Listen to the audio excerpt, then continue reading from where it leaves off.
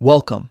In today's video, we're going to walk through something super simple but incredibly useful: how to mute sound for group notifications on WhatsApp web after the new update.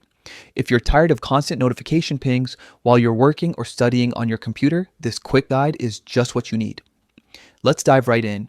First, open WhatsApp web on your PC. You can do this by heading to the WhatsApp web page and scanning the QR code with your phone.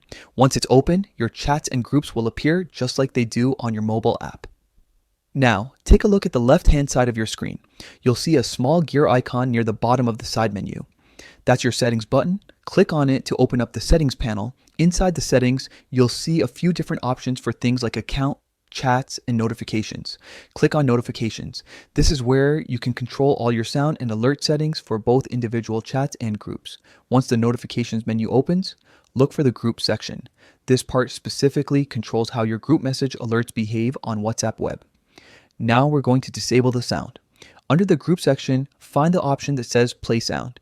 If this toggle is turned on, it means WhatsApp will play a sound every time you get a message in any of your groups. To mute those sounds, simply click the toggle to turn it off, and that's it. You've successfully muted the sound for all group notifications on WhatsApp web.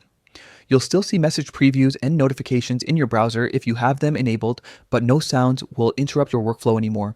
This small change can make a huge difference, especially if you're part of several busy group chats.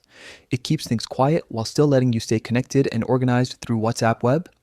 If you found this tutorial helpful, make sure to share it with someone who could use a little peace and quiet from non-stop group alerts.